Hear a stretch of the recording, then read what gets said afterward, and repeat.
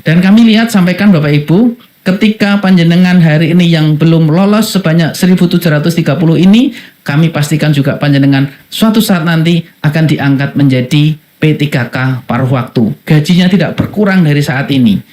Maka saya sampaikan Bapak Ibu yang hari ini panjenengan sudah ikut tes, sudah ikut tes, kemarin sudah lolos administrasi, sudah ikut, walaupun belum diterima P3K paruh waktu, ulangi, P3K penuh waktu, panjenengan semua jangan khawatir, panjenengan semua jangan galau. Kami ada di depan panjenengan, kami ada di belakang panjenengan, kami ada di samping panjenengan, untuk bagaimana panjenengan bisa menjadi P3K suatu saat nanti ketika RPP atau rancangan peraturan pemerintahnya sudah diterbitkan.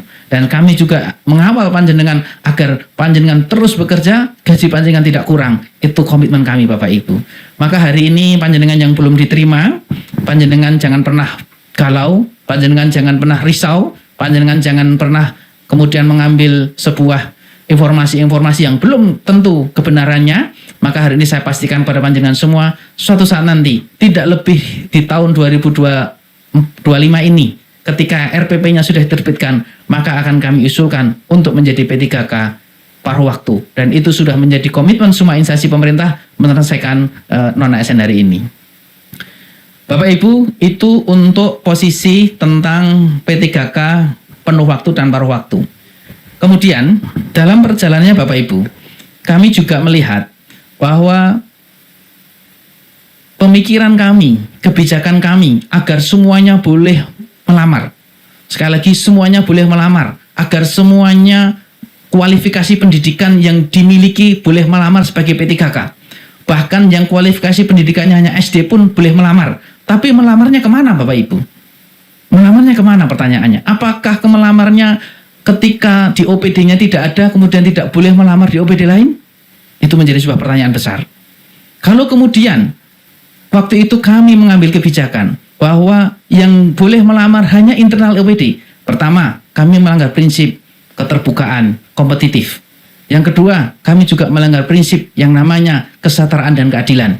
Dan kami juga harus memikirkan kawan-kawan di OPD tersebut yang kualifikasi pendidikannya tidak dibuka di OPD yang bersangkutan.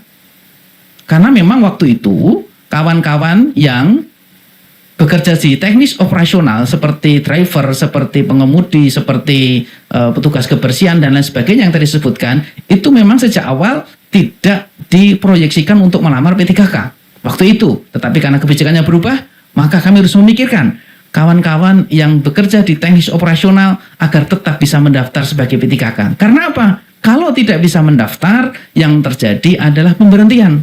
Itu yang kami sampaikan. Semuanya harus mendaftar. Ketika di OPD-nya tidak ada kualifikasi pendidikan atau jurusan ijazahnya, maka bisa mendaftar di OPD lain. Itu kira-kira Bapak Ibu. Kami bayangkan kalau kawan-kawan ini tidak bisa mendaftar, terus diberhentikan, bagaimana nasib keluarganya? Bagaimana nasib anak istrinya yang selama ini menggantungkan hidupnya di pemerintah Kota Semarang? Dan jujur, kami juga masih sangat membutuhkan tenaga-tenaga panjenengan, profesi-profesi panjenengan, karya-karya panjenengan. Kami masih sangat butuhkan itu. Maka komitmen kami semuanya harus mendaftar agar semuanya menjadi P3K. Konsekuensinya Bapak Ibu, ketika semuanya harus mendaftar, bisa jadi mendaftar di OPD lain. Tidak hanya di OPD-nya, karena tidak semua OPD menyediakan kualifikasi pendidikan, jurusan ijazah yang dibuka di masing-masing OPD-nya. Itu Bapak Ibu yang saya sampaikan.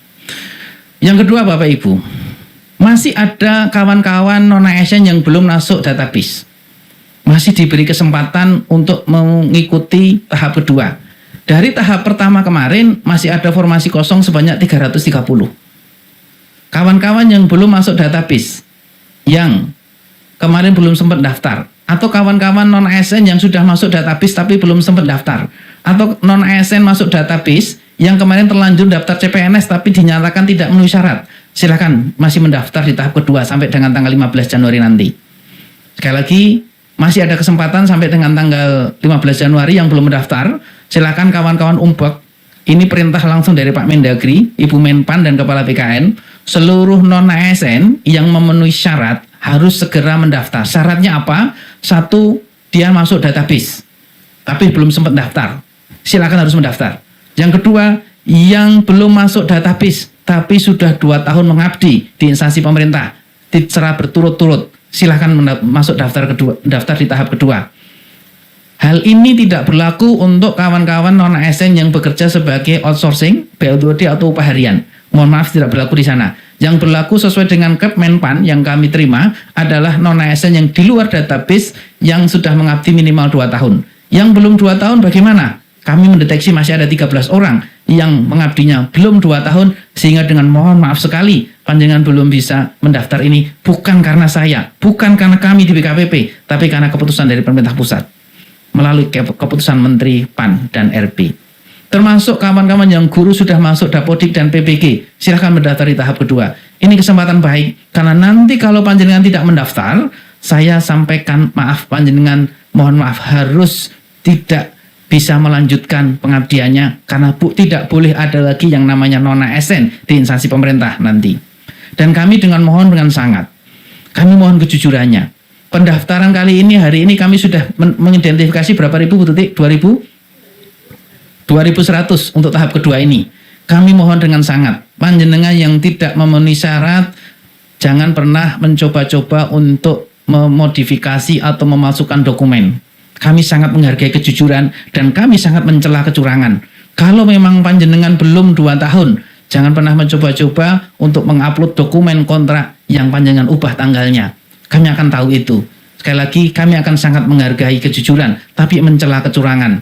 Kawan-kawan yang belum memenuhi syarat, belum 2 tahun, mohon dengan sangat. Kemudian kawan-kawan yang bekerja sebagai outsourcing, juga mohon dengan sangat. BLUD juga demikian. Apalagi yang bekerja di upah harian, mohon dengan sangat. Mohon maaf, kami belum bisa itu. Dan kami komitmen juga untuk tetap memperkerjakan panjenengan sesuai dengan apa yang panjenengan kerjakan hari ini. Begitu kira-kira mengenai tahap kedua. Dalam kesempatan ini sudah banyak yang panjang lebar saya sampaikan. Sekali lagi nanti akan saya buka forum tanya jawab. Yang paling penting yang perlu kita garis bawahi Bapak Ibu, bahwa panjenengan, khususnya panjenengan hari ini yang belum diterima sebagai P3K penuh waktu, maka jangan khawatir, panjenengan tetap dipekerjakan dan kami terus berupaya untuk mengupayakan P3K paruh waktu secepat-cepatnya setelah PP-nya dikeluarkan. Dan kami juga mengharap panjenengan semua tetap bekerja dengan tenang. Dan saya selalu mengajak kepada panjenengan semua tentang rasa syukur. Karena apa? Alhamdulillah pemerintah Kota Semarang komitmen untuk terus mempekerjakan, menggaji yang tidak kurang dari penghasilan tahun sebelumnya. Itu adalah sebuah rasa syukur yang sangat luar biasa bagi kita. Dan insya Allah barang siapa yang bersyukur, nikmatnya akan terus ditambah. Sekali lagi, barang siapa yang bersyukur, nikmatnya terus ditambah. Dan saya berharap panjenengan semua memiliki rasa syukur ini. Hari ini ada perintah undang-undang untuk memberhentikan non-ASN di instansi pemerintah manapun, tapi panjenengan sebagai non-ASN di perintah Kota Semarang tidak ada satupun yang diberhentikan. Itu adalah sebuah rasa syukur yang harus kita panjatkan agar nikmat kita terus ditambah. Tolong riset akun SSCN yang terlanjur daftar CPNS namun gagal di SKD agar bisa daftar P3K. Bapak Ibu, bagi kawan-kawan, pertanyaan nanti sampaikan lagi Mas, biar saya baca Mas. Pertanyaannya tampilkan lagi. Yang sudah terlanjur daftar CPNS di reset SSCN-nya, kalau saya bisa lakukan tak lakukan Mas. Sekali lagi, kalau bisa saya lakukan tak lakukan hari ini Mas. Tapi mohon maaf, operatornya bukan kami. Kami tidak bisa mereset itu Mas, agar bisa daftar tahap kedua. Kalau kami bisa lakukan, tak lakukan, tapi kami nggak bisa. Itu adalah otoritas dari BKN. Sekali lagi, sistem pendaftaran bukan kami yang membuat. Sistem seleksi bukan kami yang membuat. Sistem ujian bukan kami yang membuat. Sistem penilaian bukan kami yang membuat. Sistem kelulusan, pengumuman bukan kami yang membuat. Panjenengan bisa lihat di sana. Demikian, lanjut. Yang boleh daftar P3K tahap kedua. 1. Yang sudah masuk database namun belum mendaftar di tahap 1. Yang kedua, yang masuk database yang sudah mendaftar CPNS namun TMS tidak memenuhi syarat sehingga belum ikut ujian. Sekali lagi, belum ikut ujian, silahkan belum mendaftar. Seperti pertanyaan ini tadi. Atau kawan-kawan yang belum masuk database tapi panjenengan sudah mendaftar CPNS, maka mohon maaf, dia di sana tidak bisa mendaftar tahap kedua. Betul begitu, betul? Ya, karena sudah daftar di CPNS, karena belum masuk database. Kenapa demikian? Kenapa? Pertanyaannya, kenapa yang sudah masuk ulangi, yang belum masuk database, kemudian daftar CPNS dan TMS, kok tidak bisa daftar tahap kedua? Karena sistem BKN belum mampu mendeteksi panjenengan itu masuk sebagai non-ASN atau tidak.